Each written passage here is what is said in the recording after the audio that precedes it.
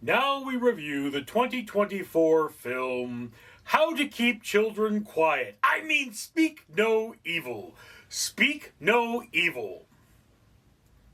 Alright, ladies and gentlemen, I am Richard. This is Random Street Theater, and I have seen Speak No Evil. Yes. If you've seen the trailers, you already know everything that's going to happen. So, don't do that if you haven't already. But what you have is an American couple who has moved to London, has gone on vacation despite the dad not having a job, and I think the mom also not having a job. And they run into an English couple who has a son that has a deformed tongue, and he can't talk. So he speaks no evil, And despite the fact that they were kind of weird, the English couple says, "Why don't you come and visit us for the weekend at our secluded house?" They send a letter to the American couple. "Come to our house for the weekend and let's have a good time." Yeah. All right. For every 1,000 subscribers I get, I do purchase one of these bracelets from 4Ocean. 4Ocean pulls a pound of trash out of the ocean every time I do that. Just in case you want to do something good for the environment, you can comment, like, and subscribe. The more I grow as a channel, the more I can make this a better world. I don't want to toot my own horn for too long. I do a lot of things to try to make the world better. This is just but one. Anyway, so one of the big problems a lot of people have with this movie is that the American couple is extremely stupid. I mean, it's like, why would you do this? Why would you go meet these creepy people at their secluded home and deal with their son that doesn't talk and all those sorts of things? And, one of the problems with this movie, of course, is that it's too dang long. And by that I mean that, the first two acts of the movie, which would be, I think it's it's not quite 2 hours, but it's around 90 minutes. Like, the first 60 minutes should really be condensed into more of 10 minutes, and then the rest of the movie should be the climax, because that's the problem with this story. I mean, you have to really be invested in these characters. There should have been a much bigger reason for them to be there for this story to work. Because, it's a horror movie. There's something going on with the house or with these people, and you're given the red herring, obviously, of it being the son who speaks no evil, because, that's how the title works.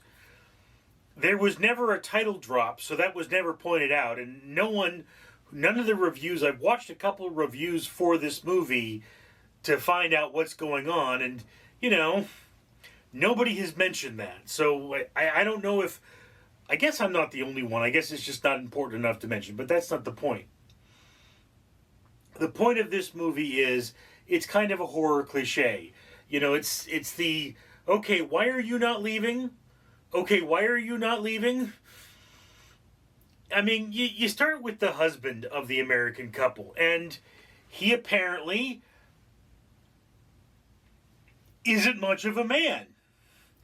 And he has trouble standing up to people. He has trouble saying no to people. He has trouble, dealing with his wife. He's kind of, the I don't wear the pants in the relationship type of dude. And that is what allows this movie to happen, is he lets people push him around. The whole point of this movie, it's like, yeah, there was one point where the wife says, "We should go," and then he does, even though he knows everything is screaming at him, this is a bad idea.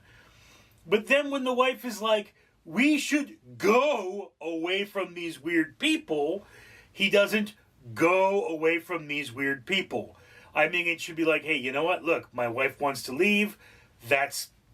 She's my wife. I love her. I want to make her happy. We got to go. That should be it. You give in to the wife at every opportunity. Why are you not giving in to her now? Because this weird guy that you don't have to live with for the rest of your life is telling you what to do. And I mean, yeah, okay. There's this creepy theme throughout the movie of the kid with the speech impediment trying to tell the daughter stuff. Okay, but he apparently does not write in English, which should have probably been the first major red flag. You know, he can't communicate, but it's like, okay, you can't communicate, but like, seriously, if you want to communicate this thing, there are other people you should be able to communicate. Granted, it's a kid, and you don't know what they did to make that kid behave that way.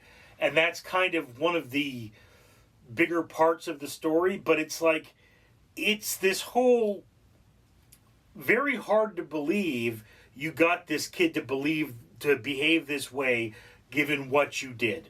That's the problem with this movie. It's one of those, okay, this doesn't seem very realistic. No, I mean, I can buy people being that stupid. I'm an American, and I've seen what our people are like. You look at the people on the news and you're like, how can anyone be that stupid? And those people would probably look at me and say, how can anyone be that stupid? So the stupid people are always looking at the other people and saying they're the stupid ones. That's life. So yes, people could be as stupid as you are in this movie, but, you know, that's, if you can suspend this level of stupid, there are bigger issues with this movie that are like, you know, whoever wrote this thing apparently doesn't think much of Interpol. You know, that's one of those things. It's another very common problem I have with horror movies, is that when you look at the backstory to the movie, if this were really happening, Interpol would know, because it does cross country lines. The police would know. There would be a thing. People don't just disappear in this world anymore. And the more people disappear, well, questions start getting asked, you know. These are cold cases. That's the thing about horror movies, is murder is a cold case. Now then, the other thing is you have the chick from that one terrible Terminator movie that plays that really tall, gangly girl, you know? And she's a lot more, Mackenzie Davis, and she's a lot more feminine in this one. You know, this is not a movie where you see a lot of skin. Horror movies tend to be very Freudian in nature, and the most you'll ever see in this movie is there's one point where the wife of the English couple strips down to her underwear, and they make the statement that they eat out or dine out or something like that, which is a euphemism for the fact that they sleep around. They have an open marriage, which, I mean, I would also have to get to the point where it's like, if you're not into that and somebody's like, oh, you know, by the way, like, if you were a woman, just think about it this way. If someone said, oh, by the way, I mean, my husband's here, but I totally bang your husband if he's willing, you would probably be out the door. And it's part of the plot at this point that the American mom is, you know, she's had a thing with another dude, and the dad is having trouble getting past that. So the second that happened, they should have been like, you know what? Look, dude, I mean, I don't want you banging my wife. My wife might bang you. I should probably leave now. Why is that not happening? Very, very confusing as to what these people do. So if you can get past all of that, the final act is actually pretty satisfying. There's a fair amount of action for a low-budget horror film. this is a tight story, and the acting. I mean, all of these actors could have been brought together to make a much better movie. It's just that the motivations are not there. It's like with the dad. I think the dad and the mom are both unemployed for the American couple. If this British couple had some kind of a, you know, we might give you a job sort of a thing. If this was like a job interview, like say Ex Machina was, Ex Machina, the guy's at this weird guy's house because, he works for him. He's an employee. If these guys were like, hey, I might want to hire you for a job, you need a job, it's a remote job, you can stay in London, but if you want this job, you got to come over to my house, that would have made a lot more sense, okay? It's the motivation for this happening. It's like, why are you catering to these weirdos? That doesn't make sense. You're not in a position where they hold any power over you. You could just leave. And that's one of the problems with this particular situation is, it's like, why can you not just leave? Like they have cell phones. I think it's part of the thing that the cell phones don't work where they are. And that's one of those situations. But, it's like you need an excuse to leave? Okay. My daughter is having panic attacks. Because the American couple have a daughter that has panic attacks. And she has this stuffed animal that she's totally in love with. And the stuffed animal is her safety blanket. And that's a big plot point to this movie.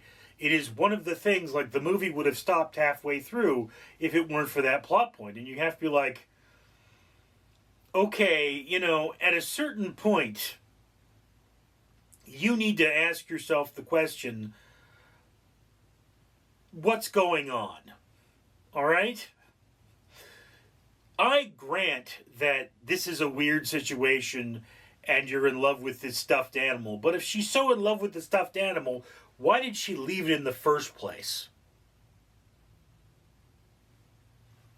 That's the thing about this movie, is there's a lot of problems with it. And, people tend to really be on the fence. I looked it up and they said that 80% of critics are actually giving this a positive review, with an average score being around 0.6, just above a 0.6, so it's a D plus of a movie. But like the best movie ever made, according to IMDb, gets a B plus. So yeah, I mean, this is passable horror. It is a passable horror film that scratches the itch, but it's for people that need to take their girlfriend to one of these thriller movies, and they want some scares, but they don't want gore, nudity, or really cool special effects. They just want a tight story that is intimate and horrifies you because of who it's happening to, not necessarily what is happening.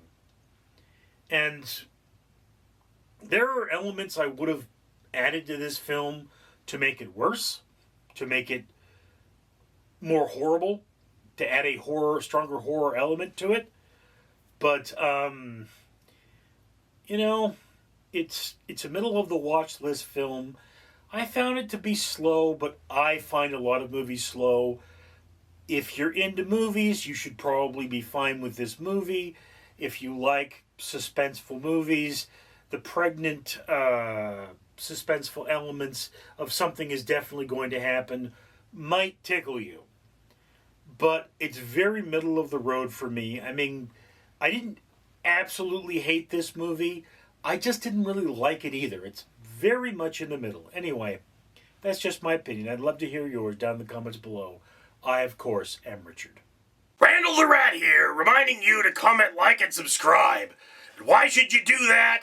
Well, look over here. These are bracelets from 4Ocean. Each one of them means a pound of trash was pulled out of the ocean. And this channel buys one for every 1,000 subscribers it gets. And this around my neck, well, this is a medal from the Conqueror. It represents walking around the Great Pyramids of Giza. You can get one for yourself by going to the Conqueror challenges.com and saying, hey, I want to pretend I walked around the pyramids of Giza without dealing with all the sweat and flies and delicious scarab beetles. Or you could support this channel so they can buy more of these, which means that they will plant trees, because each one of these represents 5 trees that got planted. Yeah, that's right, 5 trees helping your environment. Global warming sucks. Be a good person, comment, like, and subscribe. Give us more money so that we can plant trees by buying metals from the Conqueror. Randall out.